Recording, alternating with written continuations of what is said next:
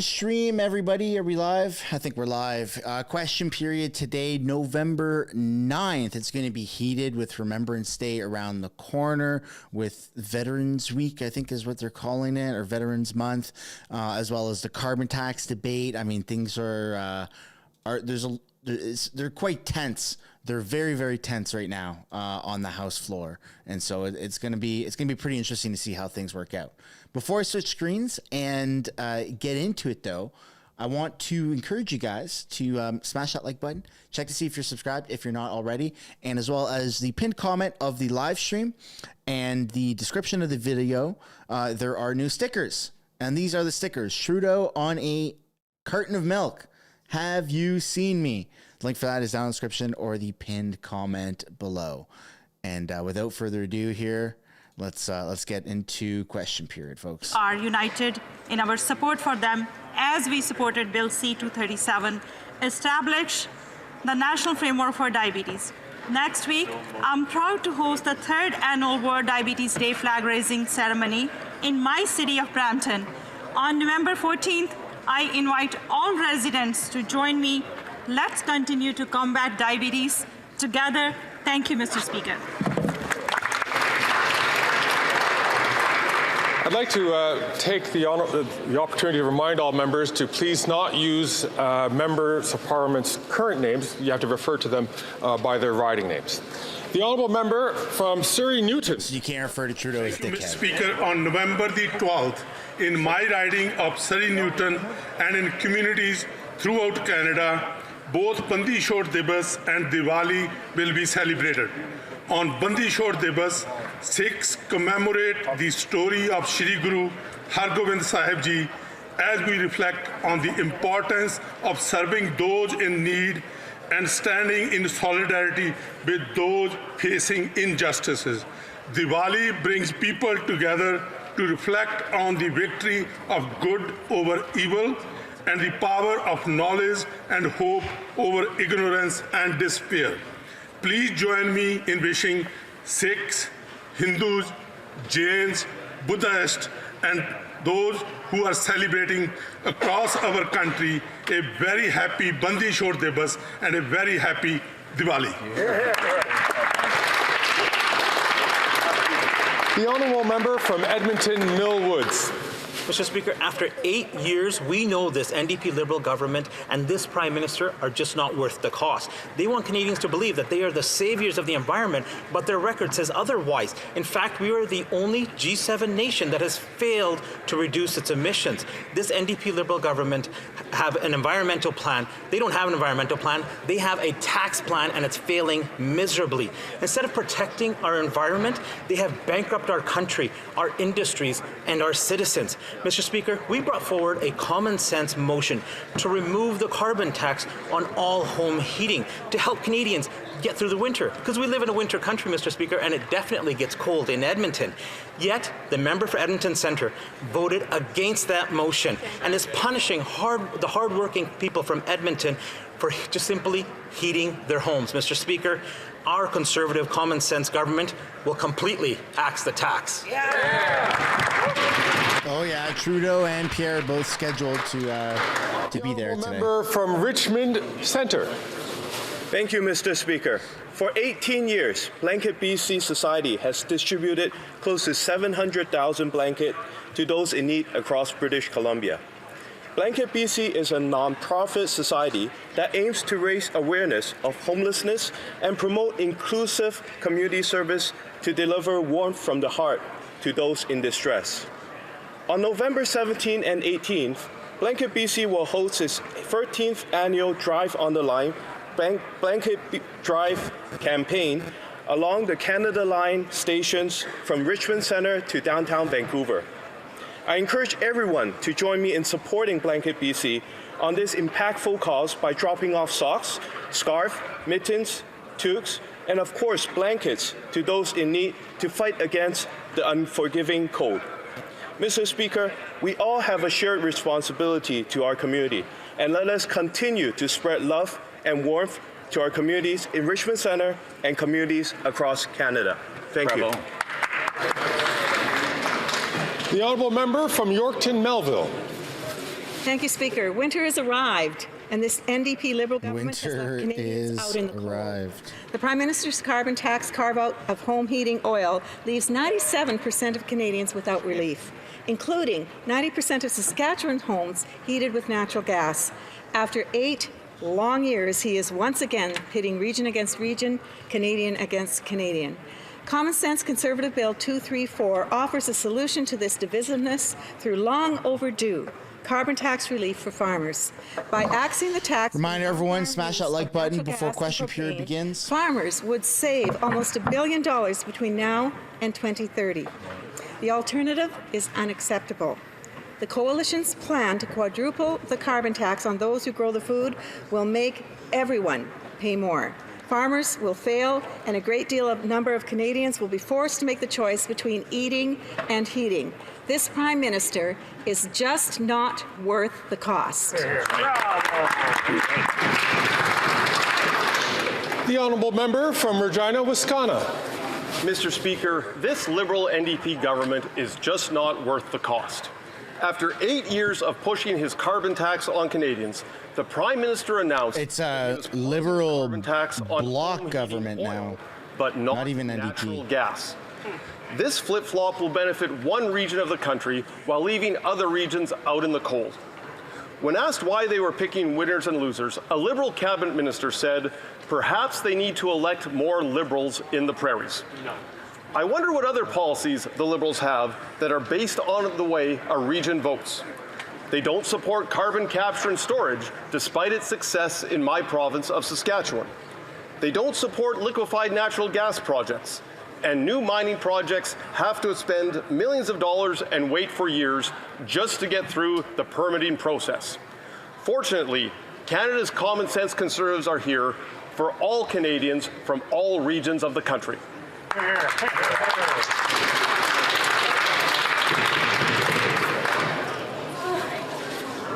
Just going to ask the honourable member from Surrey Centre. Mr. Speaker, I want to take a moment to acknowledge two incredible and brave World War II and World War II veterans, Major Nab Singh Gurwal and Subedar Kanwaljit Singh. There were over 365,000 Sikh soldiers who fought with us and our allies during World War I and World War II, and Major Nab Singh Gurwal and Subedar Kanwaljit Singh were two of them. Major Nab Singh Gurwal served from 1939 to 1945, and Subedar Kanwaljit Singh served from 1939 to 1947. Both Major Nab Singh Gurwal and Subedar Kanwaljit Singh were part of some of the most decisive battles of the Burmese front at Impal and Kohima. Major Nab Singh Gurwal is set to celebrate his 101st birthday in just a few days, and Subedar Kanwaljit Singh just celebrated his 100th birthday in September. The Indian Ex-Servicemen Society in my home city of Surrey has been essential in reconnecting Indian veterans and ensuring their well-being through events that are put on throughout the year. As Veterans Week wraps up, let us all remember the sacrifices they took to ensure our freedom, safety, and well-being. Thank you, Mr. The honourable member from Skeena, Bulkley Valley. Mr. Speaker, the living wage reflects what people need to earn to afford the basic necessities of life. In the village of Dodgingeeds on Haida Gwaii, working parents have to each earn $26.25 per hour to afford those necessities. That's the second highest of any BC community. And we know that many families are struggling to make ends meet. Why is life so expensive on Haida Gwaii? Because it's so remote. Because the main access is a 7-hour ferry ride to the mainland, and that's 7 hours yeah, I know in good where weather, is. Mr. Speaker. The Northern Residents Tax Deduction was designed to help residents of remote communities with affordability. For over a decade, Haida Gwaii residents have been asking this federal government to provide them with the full deduction. It's a simple change to the Income Tax Act, Mr. Speaker, yet it's one that would make such a big difference for families on Haida Gwaii. And I urge the Minister and the Parliamentary Secretary for Finance to make this change at the soonest opportunity. Thank you, Mr. Speaker. Colleagues, I'm going to ask all colleagues, please, to try to keep the conversations down so that your speaker can hear the interventions of all members. The honourable member for Drummond. Mr. Speaker, what a season Kevin Lambert has had. shortlisted for the Goncourt, awarded the Prix Décembre, and now, like Marie-Claire Blais, who inspired his latest novel, young writer Kevin Lambert has won the prestigious Medici 57 years after his muse. This is the third time a Quebecer has won the Medici, after Marie-Claire Blais in 1966 and Dany Laferrière in 2009, and it's a good sign for our literature. I invite everyone to go to our bookstores and pick up Que Notre Joie Demeure, and if it's not there, buy Querelle de Roberval, or You Will Love What You Have Killed. And if they're not there either, buy a Quebec book. Our literature is amazing, crazy, and creative, taking us to places we've never dreamed of. Bravo, Kevin Lambert. Thank you for making Quebec culture shine, and for being a unique voice, and for the hours of joy, admiration, and surprise your pages provide. What a year in the life of Kevin Lambert.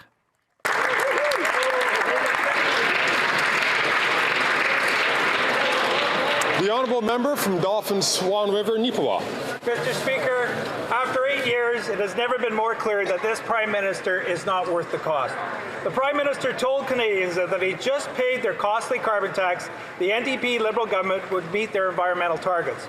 But in a bombshell report, Canada's Environment Commissioner revealed that despite a punishing carbon tax, the Liberals will fail to achieve their own emission targets. In fact, the only time emissions went down under this government was when the entire economy was shut down. It's all pain and no gain under this NDP Liberal government. The truth is finally exposed. The carbon tax was never an environmental plan. It was always just a tax plan. After 8 years of environmental failure, this Prime Minister is definitely not worth the cost. He is not worth the cost. The honourable member from Whitby. Thank you, Mr. Speaker. For all Canadians, Remembrance Day is a day to pause and reflect. And as the Member of Parliament for Whitby, I want to take this opportunity to pay my respects to the veterans of Whitby. This Saturday, my wife and I look forward to attending the ceremonies hosted by the Royal Canadian Legion's Branch 112 and Branch 152 and the Court at Brooklyn Retirement Home. From Vimy Ridge to Juno Beach to various UN peacekeeping missions all over this country, we remember the courage and sacrifice of the many men and women who fought to preserve what we too often take for granted: our values, our institutions, our freedom, and our democracy. We wear this poppy as a small way to say thank you to the members of our armed forces, past and present. We will forever be indebted to you for your courage, your duty, your honor, and your selflessness. Lest we forget. Hear, hear. How dare they wear those poppies and... Questions orales. Oral questions. Questions orales. Honorable Leader of the Opposition. Here we go, Pierre. La communauté juive est si... The Jewish community is being targeted in Montreal. Alone. This is what's happened. A Montreal synagogue has been firebombed. Whoa, he switched to English right away. The extermination of Jews. Jewish students have been called the K word. Terrorists fired bullets at 2 different schools. And the UK Foreign Office has warned of likely terrorist attacks in Canada. We've all seen the Prime Minister's theatrical words, but what concrete steps has he taken this week to protect Jews and all Canadians? The Honourable Minister. Thank you, Mr. Speaker, and I thank the Honourable Leader of the Opposition for that really important question. We condemn unequivocally the attempted firebombing, the shooting at 2 Jewish schools overnight last night in Montreal. There is no room and there is no place for anti-Semitism in Canada. There is no room, there is no place for hate. There is no room and there is no place for violence. Mr. Speaker, we condemn this unequivocally. We stand with Jewish Canadians across the country. The SPVM in Montreal is investigating, and we will continue to monitor this situation, call for calm, and ensure that Canadians are safe. Thank you, Mr. Speaker. The Honourable Leader of the Opposition. Les belles paroles ne vont pas protéger. Fine words don't protect people. Real action is needed. Now, the scandal surrounding the Prime Minister's office continues to grow. We now know that that this is similar in scope to the sponsorship scandal, but the president of the fund spent $200,000 of taxpayer money on their own business. Why did the Prime Minister not fire this person? L'honorable ministre. The Honourable Minister. Thank the Leader of the Opposition for the question, but Mr. Speaker, let me bring a bit of facts into the fairy tale of the little Chihuahua. Mr. Speaker, from the moment that I learned that there was any allegations of wrongdoing, I demanded that there was a third-party investigation, Mr. Speaker. Upon receiving the report, Mr. Speaker, we demanded that there be corrective action at the management level and at the board level. Mr. Speaker, we expect the highest level of governance from any entity that receive money from the Government of Canada. L'honorable chef de l'opposition. The Honourable Leader of the Opposition. And the Prime Minister have known for 6 months of the scandal brewing at their Green Slush Fund, a $1 billion fund that one of its own public servants compared to the sponsorship scandal and said there was money for nothing. Yesterday, Canadians learned that the chair of this fund directed $200,000 tax dollars to her own company. What? That minister has known that for 6 months. Why has this Liberal chair not been fired from this job? Jeez, man, no doubt. The Honourable Minister. Monsieur le Président, je remercie le chef de l'opposition pour... I thank the Leader of the Opposition for his question. Let me bring some facts forward to the Leader of the Opposition story. The second we heard that there were allegations about managing that fund, I asked for an external investigation in order to shed light on the situation. On the basis of the results we obtained, I asked for corrective measures to be made. We expect the highest level of governance for agencies that manage taxpayer money, and we will continue to investigate. The Honourable Leader of the Opposition. After 8 years, not only is the Prime Minister not worth the cost, he still does not have a climate plan. He said that if Canadians paid his carbon tax, it would save the world, but here are the facts. Canada now ranks 58th out of 63 in climate action. Canada is the only G7 country not to have reduced its emissions below 1990 levels. The Prime Minister has missed 7 of 8 of his targets over the last decade. And finally, according to a bombshell report by his own Environment Commissioner this week, he will not hit his 2030 Paris Accord targets. Mr. Speaker, why won't the Prime Minister just admit he doesn't have a climate plan, he has a tax plan? Yeah. He's got copium, man. He just can't admit the truth. Speaker, what the Leader of the Opposition... Oh, come on, Harry Pot Smoker. ...in this House is... Those glasses look painted on. Facts. We have the best performance in terms of greenhouse gas reduction since 2019, Mr. Speaker. Fact, we have a plan that has been applauded by environmental organization, research organization, municipalities, even oil companies have applauded our climate plan, Mr. Speaker. And this morning in the Environmental Committee, the Commissioner to the Environment and Sustainable Development said that not only pollution pricing is working, but it is responsible for 30% of emission reduced in Canada since 2019. Thank you, Mr. Speaker. The Honourable Leader of the Opposition. It's funny that he keeps focusing on 2019 and the year that followed, because that year was the only year in which emissions went down because the economy was locked down, Mr. Speaker. Every other of the 8 years this Prime Minister has been in power, he has missed his emissions targets. He now ranks 58th out of 63 nations. He leads the only country in the G7 that has not reduced its emissions below 1990 levels. And his own Environment Commissioner says he will not hit his Paris targets. So, will they finally admit that after 8 years, this carbon tax is all pain and no gain?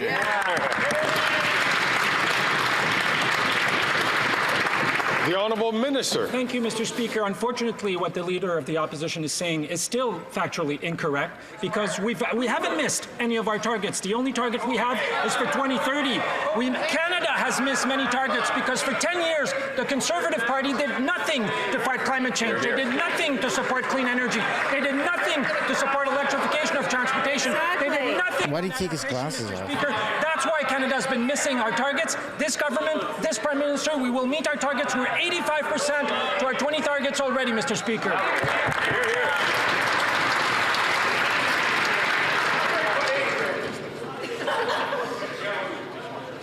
L'honorable député de La Prairie. Monsieur le Président, les premiers ministres.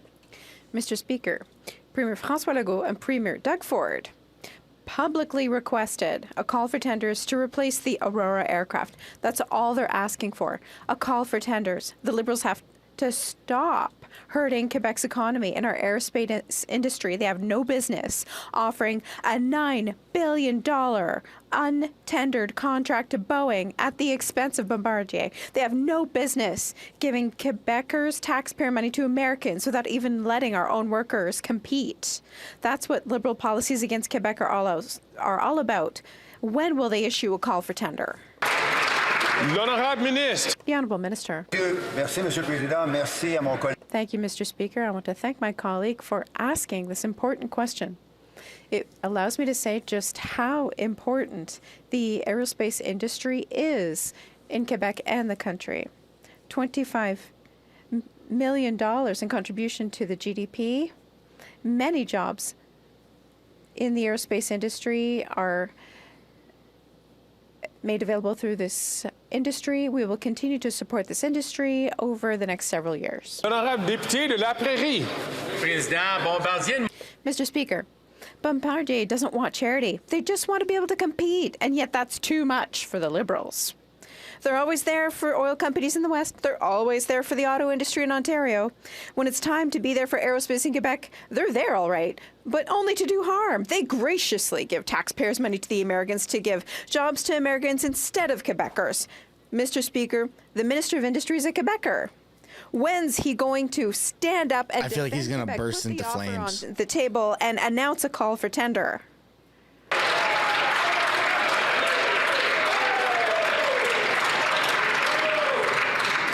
L'honorable ministre. The Honourable Minister.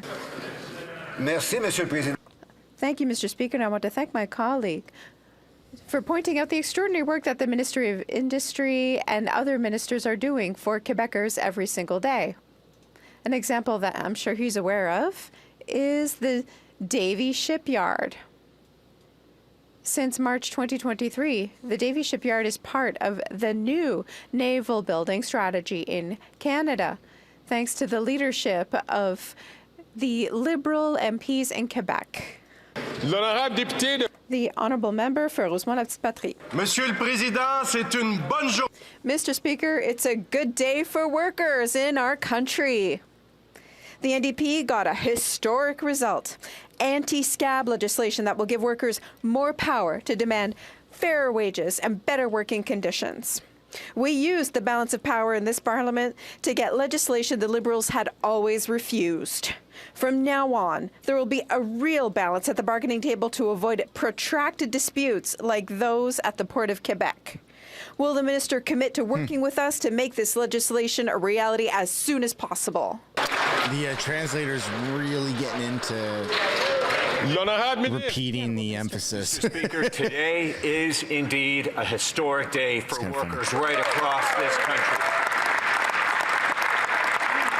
I don't think I've heard this news.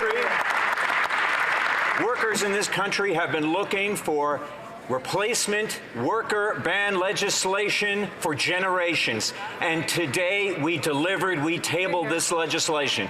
It was done properly. It was done in great spirit and with a great deal of work and cooperation with the honourable member and many members of his team. I think we have come forward and I present to this House a simple but historic and meaningful piece of legislation for workers right across this country. Thank you, Mr. President.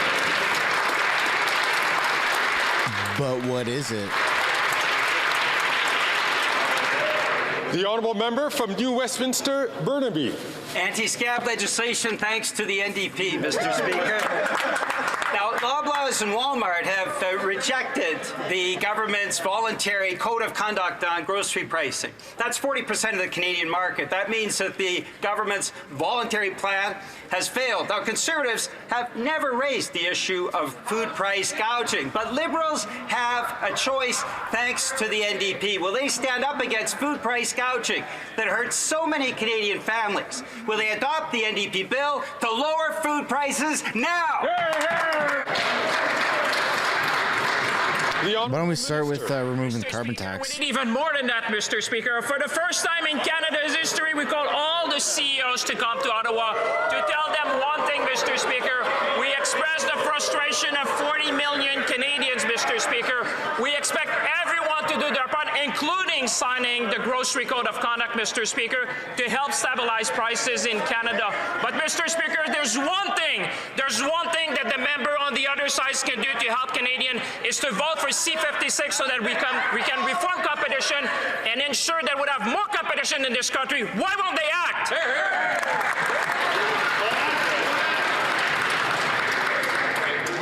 L'honorable député de Louis-Saint-Laurent.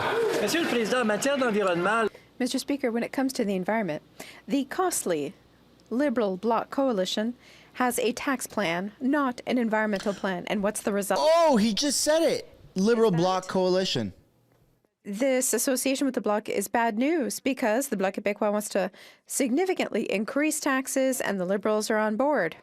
The Commissioner of the Environment concluded that Canada is not going to meet its 2030 target. They have been focusing on this for 8 years, but is someone in this government going to say that the reality is that they actually have a tax plan, not an environmental plan? The Honourable Minister of the Environment. Mr. Speaker, I have the honour and dignity to keep the promises that we made to Canadians during the last election. We agreed to putting a price on pollution. The Conservatives promised the same, but then they're backing down. We have clean fuel standards, and the Conservatives offered the same thing, but then they've backed down. I don't understand why Canadians would believe anything the Conservative Party has to say. We can't trust them, not on the environment, not on the economy, and not on affordability. I would trust the Conservatives over the economy. The honourable or with the economy over Libs. Nothing personal, but I'm going to address the Minister of the Environment directly.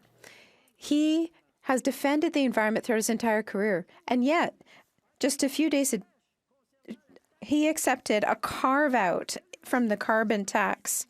This minister, full of honour and dignity, can he rise and say that he's pleased to see that we have a carve-out in the carbon tax? Clearly, they have a tax plan, not an environmental plan. Wow.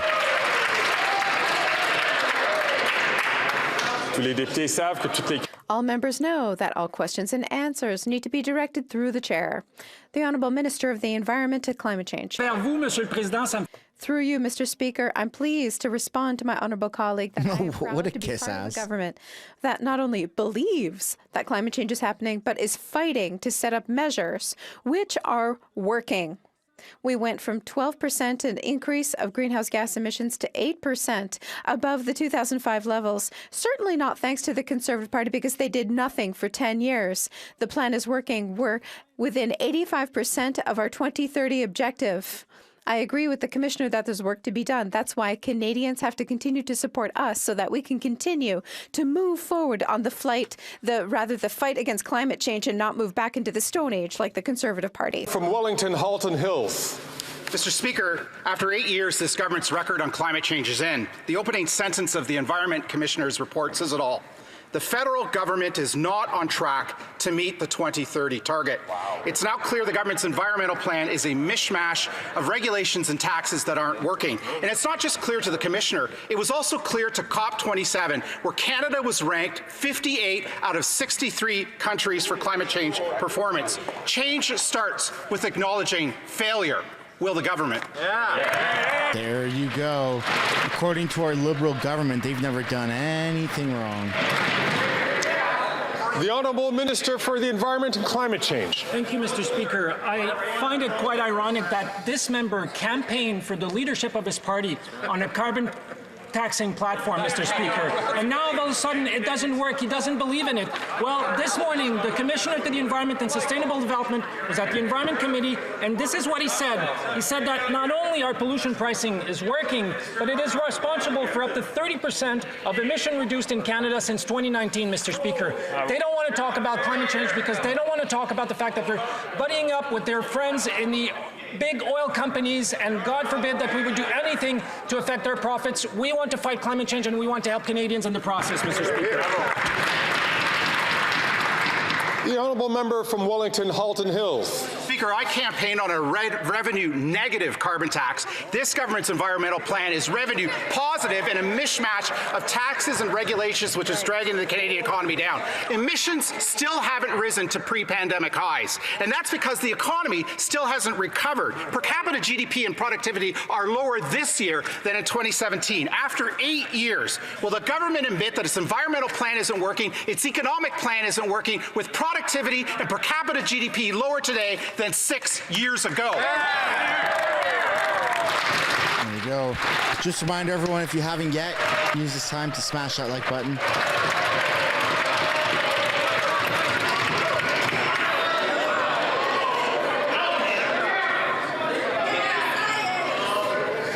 The Honourable Minister. Mr. Speaker, we will take no lessons from these conservatives, Mr. Speaker. Mr. Speaker, what I'm surprised about, not only do they not have a climate plan, they don't even have an economic plan, Mr. Speaker. Their only plan is to cut services, cut investment, cut programs in Canada. Mr. Speaker, I have some piece of good news for you, Mr. Speaker. Today, the OECD ranked Canada third in the world for foreign investment attraction, Mr. Speaker. Our plan is working. We're creating prosperity. We're creating jobs. We're building. I may not like him. I may disagree with him on many things, but boy, oh boy, does he bring enthusiasm to the table. Way more than Trudeau. The Honourable Member from Regina Capel. They can huff and they can puff, but their carbon tax house is falling down because it was built on two pillars which have completely collapsed. The first, that it is revenue neutral. Well, the Prime Minister's own budget watchdog has said that Canadians pay far more in the tax than anything they hope to receive. The second is that it would allow the government to hit their own emissions targets. Well, the Liberal-appointed Environment Commissioner confirmed this week that they have no hope of hitting their targets even with the carbon tax. So after 8 years of failure, will the Prime Minister put his ego aside, admit he has a tax plan, not an environmental plan?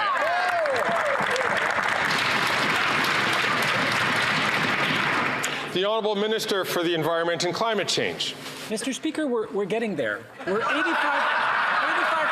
the way to our 2030 targets.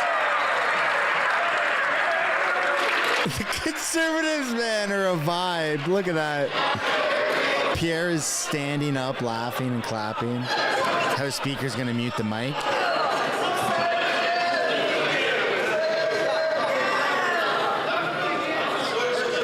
He hasn't yet.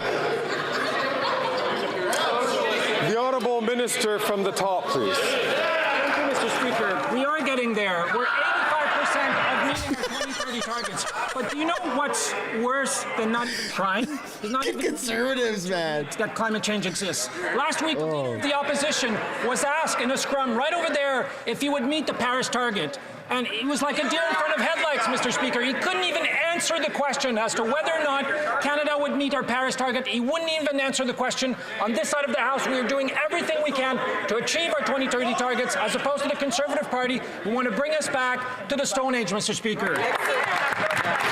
They're trying to see if that catches on, and it's just not. The Honourable Member from Regina Capel. His own government has admitted that they're not going to hit those targets, Mr. Speaker. And they're getting there? Does somebody have a participation trophy we could faster if they stopped saying no to clean energy projects, like when they killed electricity project in Atlantic Canada that would have created zero emissions power for Canadians, or when they say no to nuclear, when they say no to carbon capture. There were 18 LNG terminals on the books when this Prime Minister took office. 0 have been completed. So instead of canceling clean energy projects, why don't they cancel their carbon tax? There you go.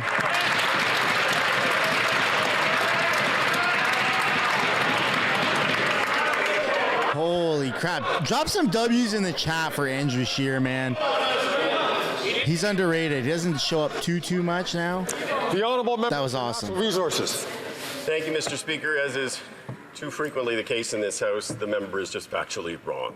At the end of the day, the previous Conservative government got almost nothing built, including 0 LNG facilities, because it actually gutted the environmental assessment process. It paid no heed to environmental impacts. It did not have a climate plan. At the end of the day, we have put in place measures to ensure that we are going to see good projects go ahead going forward, including offshore wind in Atlantic Canada, battery manufacturing plants in Bécancour, the Volkswagen electric vehicle plant, Air Products hydrogen plant, and a whole range of other things. You have to have a climate plan if you want to have an economic plan. You have neither.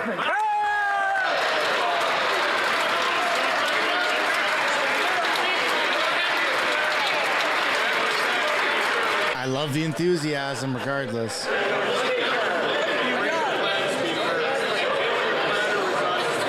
Colleagues.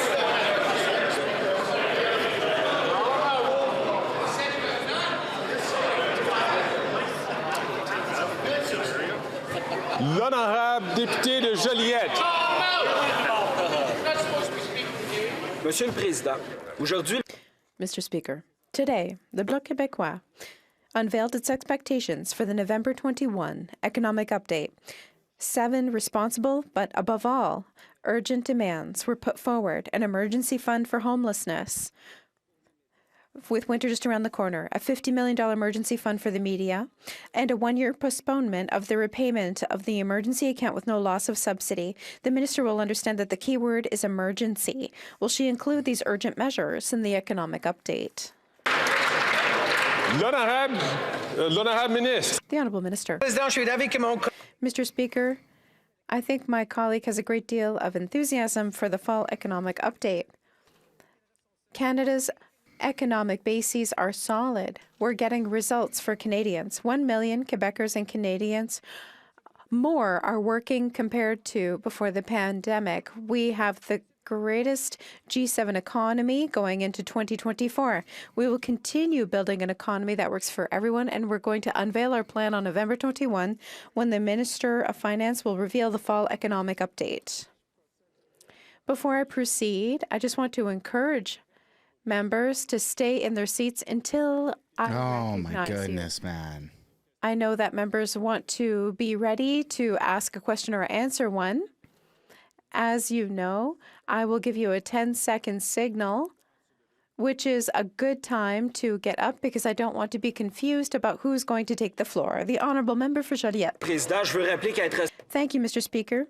I'll remind you that being responsible in the current economic climate isn't austerity. It's about investing intelligently. To counter the housing crisis, the Bloc is proposing funding for more than 100,000 housing units that could be ready as early as next July. To support seniors during inflation, we're calling for an increase in old age pensions to support everyone 65 and older. To fight climate change, we're calling for an end to fossil fuel subsidies. That's what being responsible is about. Will the government include our responsible proposals in its economic update? Thank you. The Honourable Minister. Mr. Speaker, I'm very pleased to hear that my dear colleague is very aware of the fact that we're having a fall economic update on November 21, and we're making responsible investments for the future. We're investing in Bécancour, in Air Products in Edmonton. We're investing all over the country to build a green economy for the future, which will put... Just a reminder, everyone, smash that like button coast. If you haven't yet. We're going to work on our fall economic update and the investments included in it. L'honorable député de Terrebonne. The Honourable Member for Terrebonne.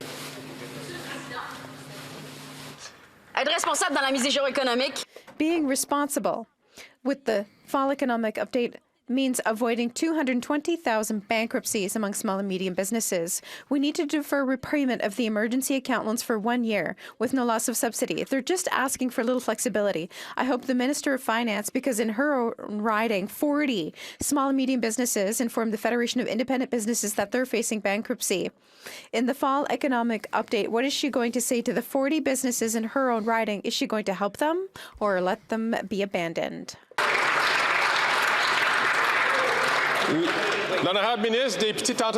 The Honourable Minister of Small Business. Mr. Speaker, we are there for small and medium businesses. We've already granted small and medium businesses an additional year to access the loan repayment. We're offering more flexibility, more time to access benefits. Thank you, Mr. Speaker. The Honourable Member from Thornhill. After 8 years of this Liberal Here you go, Melissa. the Prime Minister's own Environment Commissioner confirmed that he will not meet his targets. He missed 88% of it. Worse, they missed targets in 7 out of the 8 years they have been in power. And the only year they hit the targets is when the economy was shut down for COVID. Still, they insist on punishing Canadians with their carbon tax chaos. So why are these Liberals burying their head in the sand and pretending like the carbon tax is working when Canadians know it isn't? That is very truthful. The Honourable Minister for the Environment Pride, and ego. Change. Thank you, Mr. Speaker. I would invite my colleagues. Some of the reasons why they won't admit it. Proceedings from the Environment Committee this morning, where the Commissioner to the Environment and Climate Change said that not only carbon pricing is working, but it's responsible for 30% of the emissions we've seen in Canada since we've took office, Mr. Speaker. Nothing that would have happened under the Conservative Party. His lips are moving faster than his brain. Change. They had no plan to develop the economy. They had no plan for renewable energy, for clean electricity, for electrification of transportation. That's why Canada is so far lagging behind other countries. We're playing catch up, Mr. Speaker, but thanks to all of our efforts, we're getting there. No thanks to the Conservative Party. Bank of Canada said carbon tax is creating inflation. Speaker, nobody believes them anymore. They lean on a tax that punishes Canadians that won't meet their own targets. They say no to carbon capture and storage. The Environment Minister himself opposes nuclear. They've delayed approvals to 25 years to mine the minerals we need to get cleaner power. They are tax collectors in 58th place out of 63 countries on climate change. Will they save us the sanctimony, stop killing clean energy projects, and cancel their failed and now selectively applied carbon tax?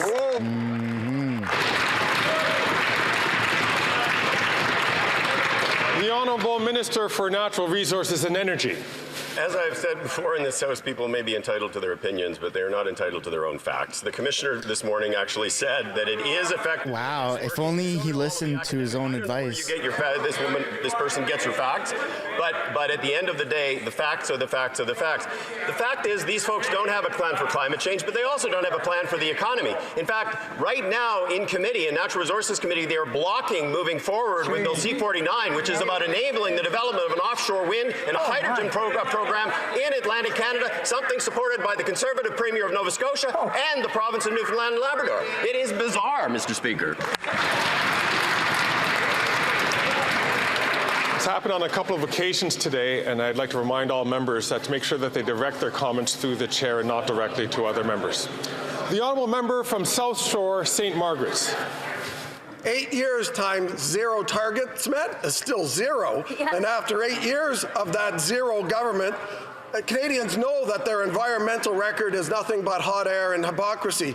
The Bay of Fundy can supply green tidal energy to all of Nova Scotia and make us a net exporter of green energy. Yeah. The only successful project to harness the power of the Bay of Fundy, delivering endless green energy, was killed by these Liberals when they refused to renew the permit. They killed capital investment in tidal power. Why does this Prime Minister claim to support green energy but veto green tidal projects? The Honourable Minister for Natural Resources and Energy. You know what is the height of hypocrisy, Mr. Speaker? It's a member of Parliament who was elected on a campaign platform that included a price on pollution who now disavows that every day in this House. It's an Atlantic Canadian member of Parliament who is actively opposing the development of a major offshore wind and hydrogen project in Nova Scotia in direct opposition to the Conservative Premier of his province. That, Mr. Speaker, is the height of hypocrisy.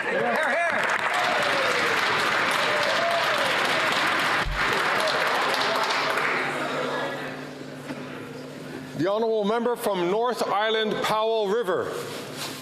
Mr. Speaker, when women were invited into all military operations in 1989 and submarine services in 2001, so if she can tune in by trailblazers, these video, why can't Trudeau do that if he's not in the House? Support and which he is in Parliament. Outcomes they dealt with were not documented. Now, as veterans, they are often underserved because of a lack of documentation. When will this government honor servicewomen and make it right? The Honourable Parliamentary Secretary. Thank you, Mr. Speaker. It's important to listen to the stories of women, veterans, and for our government to ensure that we are addressing their needs. While the work of the Parliamentary Committee is independent, and they're doing a study on this very task, for undertaking this important study on women veterans, we commit to acting on those. We urge all parliamentarians to put aside any partisan politics in order to take time and listen to those women and hear what they have to say so we can make their lives a lot much better in the future. Thank you. The honourable member from Hamilton Centre. UN agencies report over 10,000 Palestinian civilians have been killed and 1.5 million have been displaced by the Israeli siege and bombardment on Gaza since October 7th. UN experts say that these attacks constitute war crimes of collective punishment and ethnic cleansing. Shamefully, the Prime Minister directed his ambassador to abstain from a vote on an immediate ceasefire in Gaza on the UN General Assembly, and yesterday Liberals and Conservatives voted against our motion calling for the same. So my question is, how many Palestinian deaths will be enough for the Prime Minister to find the moral courage to call for a ceasefire? It was very passionate. I think the Hamas is going to consider that right away. Speaker, the price of justice cannot be the continued suffering of all Palestinian civilians. What is unfolding in Gaza is a human tragedy. We must be guided by human dignity. All civilians, Israeli and Palestinian, are equal and must be protected, and international law must be respected. Canada stands firmly with Israeli and Palestinian peoples in their right to live in peace, security, with dignity, and without fear. We will continue to support diplomatic discussions on humanitarian pauses. We need Canadians to leave, hostages to be released, and humanitarian aid to get in. Thank you, Mr. Speaker. The honourable member for Kingston and the Islands. Mr. Speaker, last June, the Conservative member from New Brunswick Southwest attended a meeting in England held by the International Democracy. Why did it zoom in on his face like that? Institute, a right-wing Hungarian think tank. I'm going to ask the member to try to get to the point as if this relates to government business or to committee chair business. This guy is not fit to be a politician, man. Published a paper quoting, "The stakes of the Russia-Ukraine war are not Ukraine's sovereignty, but the victory of NATO, the expansion of the U.S. deep state, and wokeism." Coincidentally, for weeks, Conservative MPs have been blocking the modernized trade agreement with Ukraine. Can the minister explain why this agreement is so important for Ukraine?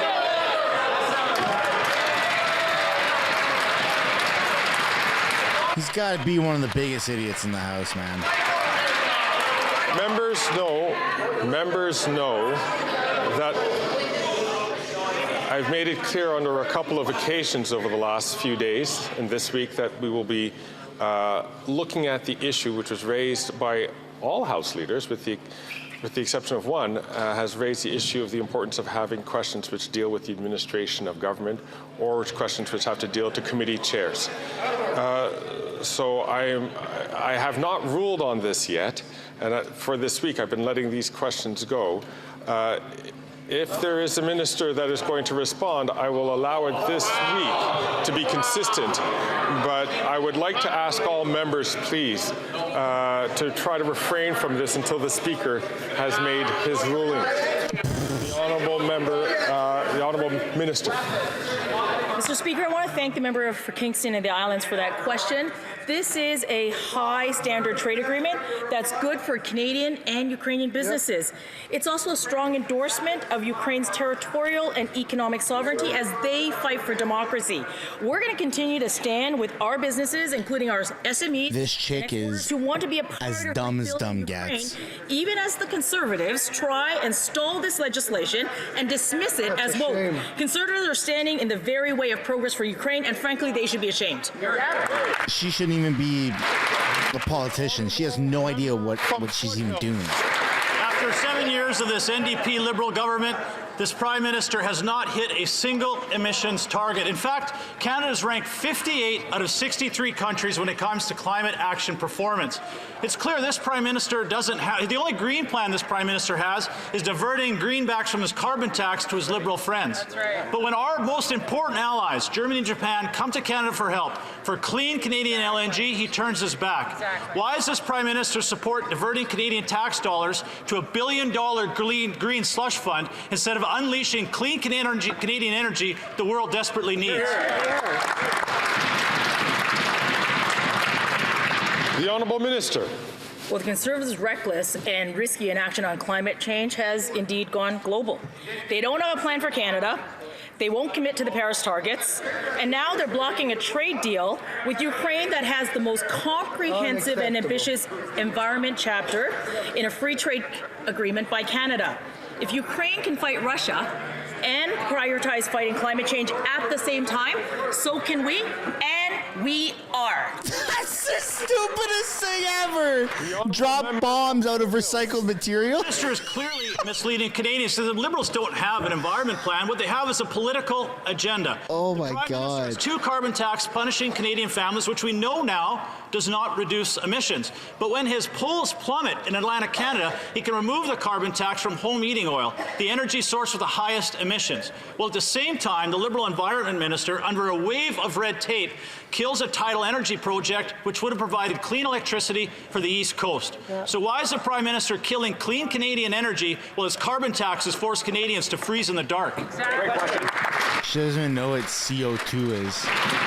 The Honourable Minister for Natural Resources and Energy. It is incredibly ironical to hear a Conservative member of Parliament talk about the lack of an environmental plan. I mean, we went through 10 years under Prime Minister Harper where there was no regard for the environment, there was no climate plan. We were seen as the dinosaur in the international community because of the lack of any action. This government has put in place a comprehensive climate plan, a robust environmental plan to protect biodiversity in this country, and an economic plan that acknowledges the reality of climate change, is creating good jobs and economic opportunity in every province and territory in this country. Really? My goodness. The world relies on oil, buddy. Don't try and change that. The Honourable Member for Mégantic-l'Érable.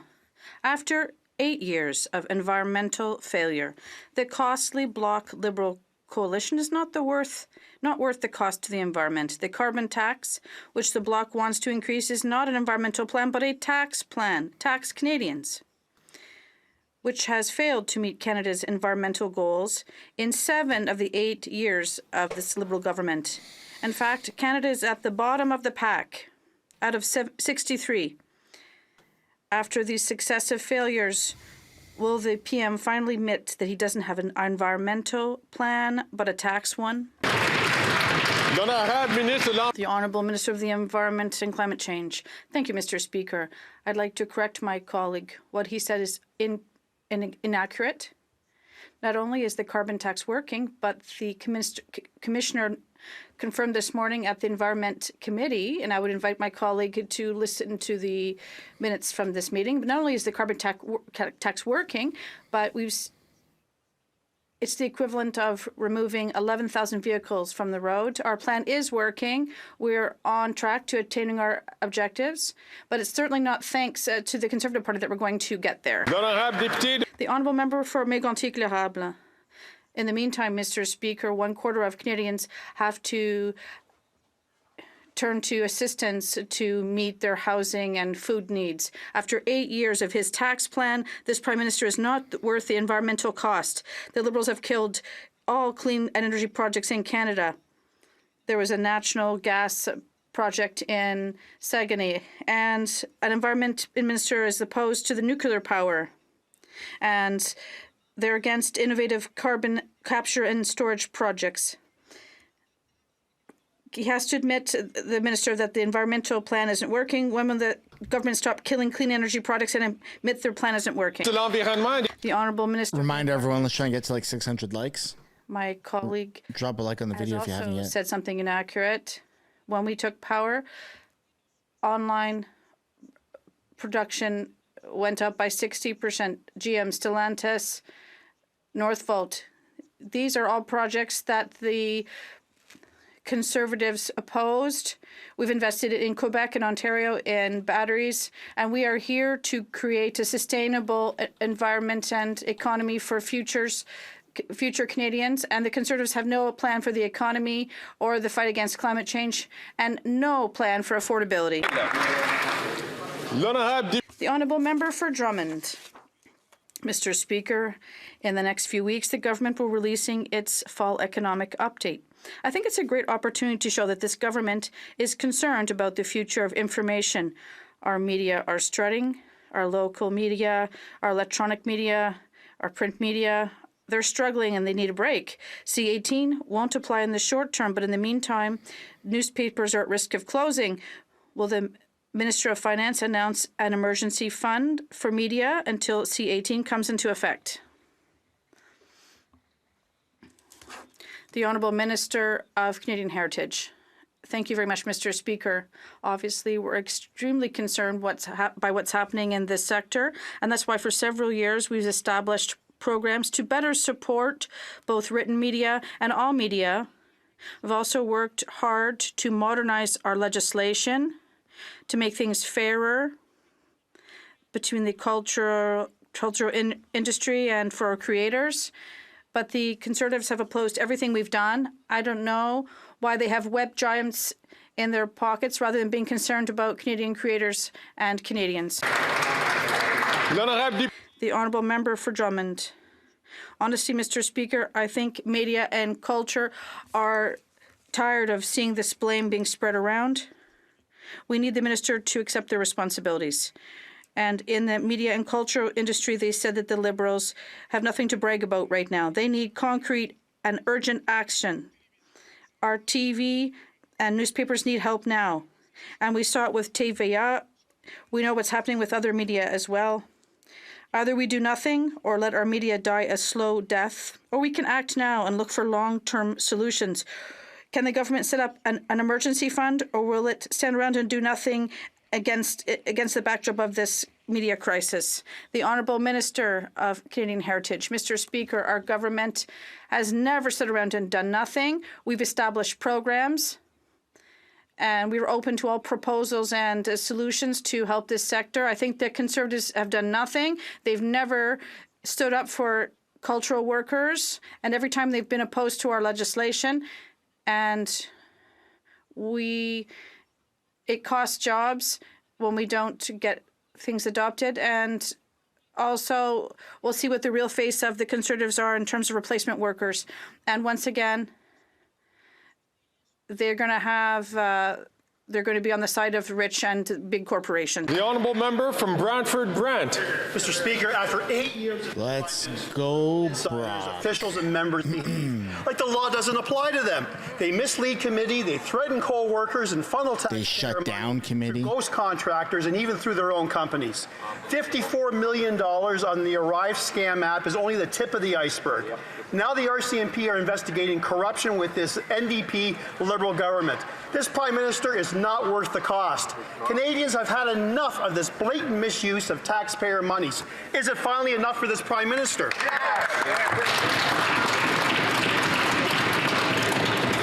The Honourable Parliamentary Secretary. Mr. Speaker, as I've said time and time again, we expect all contracts to be issued following the law as well as procurement regulations. Mr. Speaker, any actions of misconduct will come with consequences.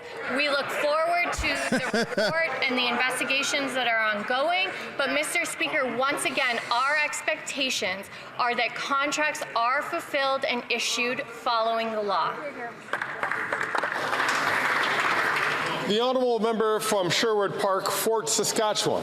Mr. Speaker, this government has been in power for 8 years, and there is a profound dissonance between those alleged expectations and what they have been delivering and doing these 8 long years. Arrive scam hearings have been explosive. This week, senior government officials accused each other of lying because a Liberal minister wanted someone else's head on a plate. This government is destroying trust in our public service, and this Prime Minister is clearly not worth the cost. Instead of trying to blame others, why won't this Prime Minister take responsibility for his Arrive scam disaster and commit to cooperating with the RCMP investigation? At least don't shut it down. Mr. Speaker, once again, we see the Conservatives trying to create a tax instead of focusing on the facts. And the facts are that any allegations of misconduct will come with consequences. Mr. Speaker, we welcome the investigations that are ongoing. CBSA has put in place measures addressing these procurement issues. And Mr. Speaker, we expect all contracts to be fulfilled following the law. Hear, hear. The honourable member for Charlesbourg au Saint-Charles. Mr. Speaker, as if it weren't enough to have lost $173 million with Medicago, which left the country quickly without warning, now we've learned that PHAC has lost another $150 million with them for a total of $323 million. Money up in smoke, gone as if nothing happened. And those who are responsible are in the members' meetings. I would invite the former Minister of Health and now Minister of PSPC. I'll ask him, where's the money and what are they going to do to get it back? The Honourable Minister. Mr. Speaker, throughout the pandemic, well, those were really tough times. Then it was impossible to imagine that one day there would be a vaccine that would be available for all Canadians. And the government at that time made sure that we could make a choice with every legitimate option. And fortunately, thanks to that, we've had one of the best responses to the pandemic worldwide. We were there for all Canadians, and we're very proud of that, Mr. Speaker. The honourable member for Lac Saint Louis. Thank you, Mr. Speaker. We all sympathize with the additional challenges faced by people with disabilities when traveling, especially by air. We have seen several cases in the media recently of unacceptable treatment of people with disabilities traveling by air. Canada. The Minister of Transport has called Air Canada to find out about their detailed accessibility action plan. Can he share the main points with us? The Honourable Minister of Transportation. Mr. Speaker, I'd like to thank my colleague for his excellent work. I did have a meeting today, which was very productive with my colleague, the Minister of Diversity, Inclusion, and Persons with Disabilities.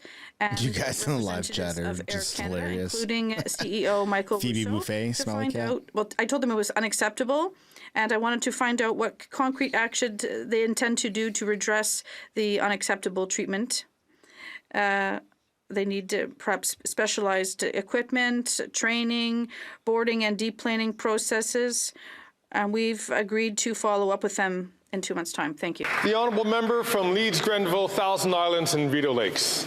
The Prime Minister's hand-picked chair of his billion-dollar green slush fund says that she followed all conflict of interest rules. But we learned at committee yesterday that she was the one that moved a motion that funneled hundreds of thousands of dollars to her company that she then took a $120,000 payday from. After 8 years, it sure pays to be an insider with this NDP Liberal government, and it's clear to see that this Throw block in there too. Just isn't worth the cost.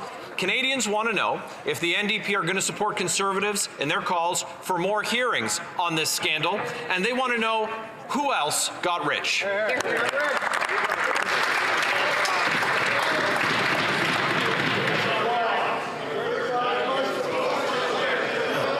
I see the minister rising on this question, which was directed to which was directed to another party in this House. But I see the minister rising on his House. The minister. I don't see the minister rising to answer this question, which is directed to the fourth party in this House. The honourable member from Leeds Grenville. So they just skipped the answer. Rideau Lakes. Not surprising that they won't get up to tell us who got rich. The question is obviously for the minister, and if he's too afraid to tell Canadians which of their insiders are getting paid, we learned yesterday from the hand-picked chair that she got $120,000 after moving a motion to get $200,000 paid directly to her company. Millions of taxpayer dollars are being funneled to ineligible companies through corruption and conflicts of interest at this very minute. This minister's officials said that heads would roll, people would be fired, they lost confidence in the board. They found out it was a political problem, decided they wouldn't fire anyone. The Auditor General is investigating, so should Parliament. We want to know who got rich. That's insane, man. The Honourable Minister. Mr. Speaker, I'm happy to answer any and all questions that this member would have, Mr. Speaker. But let me bring the facts to the story, Mr. Speaker. By the way, this organization existed 10 years during the Harper government, Mr. Speaker. Let's bring some facts to the table. And one thing that Canadians should know at home, Mr. Speaker, the moment that allegations were brought to my attention, we launched a third-party investigation, Mr. Speaker. And on the basis of that report, Mr. Speaker, we took immediate action to restore governance at the organization. Mr. Speaker, we will not shy away to take any and all actions needed to make sure that they have proper governance at the institution. Colleagues, when the Speaker recognizes a person to ask a question or for a person to answer the question, there is an expectation, matter of fact, it's in the regulations, that all members are not to speak until that person is finished speaking. As a matter of fact, it's in the regulations. And so I'd ask the member from... I'm sure it's in the regulation that you shouldn't be muting the mic on the House floor every freaking 10 minutes. Please be respectful so that all members can listen to the members who are asking or who are answering questions. The honourable member for Lévis-Lotbinière. Thank you, Mr. Speaker. After 8 years of this Liberal government, conflicts of interest are piling up at breakneck speed. A federal green fund paid $217,000 to the chair of the Board of Sustainable Development Technology Canada. Mr. Speaker, being able to approve public funds from a federal foundation to one's own company is an obvious conflict of interest. Does the government still have confidence in the chair of the Board of Directors? This is yet another Liberal scandal.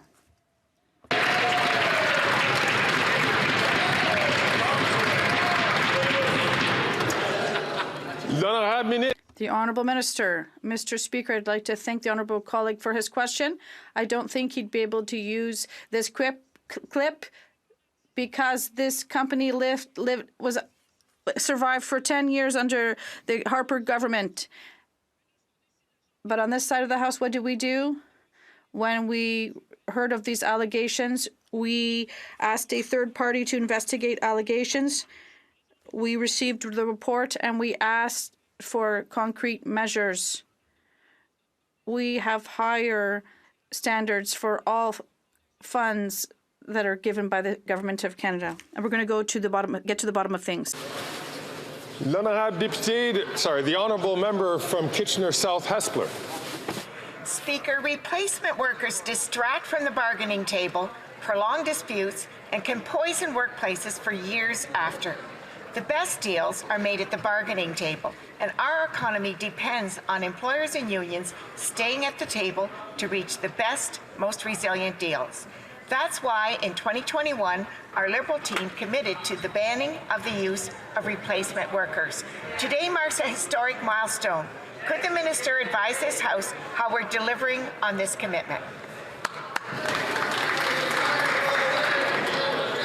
The Honourable Minister. And I thank the Honourable Member for her question.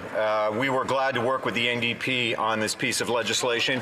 It fulfills a promise that we made on page 22 of our platform in 2021. And it also is very much in keeping with the spirit of tripartitism which this country is built on, where business, unions and government work together on major issues that affect this country. May I say it is richer and better for having worked with the NDP on this legislation, and I look forward to continued debate by members in this House. Thank you, Mr. Speaker. The Honourable Member from Port Moody, Coquitlam. Mr. Speaker, the Liberals are abandoning caregivers again. They promised to make the Canada Caregiver Credit refundable, yet people are still waiting. We are in an affordability crisis. Unpaid carers are struggling to keep up with the cost of living. Meanwhile, the Liberals are missing in action. Caregivers deserve better. Will the Liberals finally live up to their promise and immediately deliver the refundable tax credit? Bravo.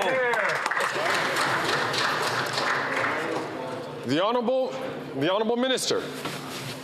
Thank you, Mr. Speaker. I'd like to ensure you that in terms of the CRA, there is a tax credit for caregivers, and we would like to promote this credit to make sure people are well aware of it. And yesterday, we used tax clinics with volunteers to promote these programs for those who need it most. And if I may, it's good to see the Honourable Member from Saanich Gulf Islands in the House and recognize her for a question.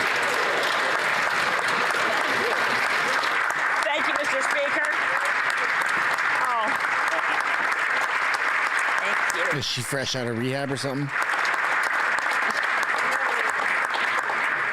I mentioned when I got a chance to speak to the House on another occasion that I wanted to run around and hug everyone. I haven't reached you all yet, but I am very happy to be back.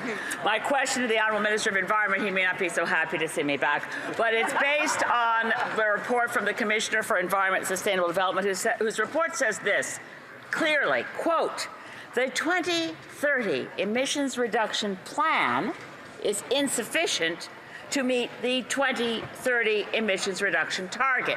To which I add, the 2030 emissions reduction target is too weak to meet our global share of responsibility for the Paris Agreement goals of holding to 1.5 and as far below 2 degrees as possible. But the Commissioner did say there's barely enough time to do more to meet the weak target. Will this government cancel the TMX pipeline, ban fracking, and put in place an excess profits tax on the oil and gas?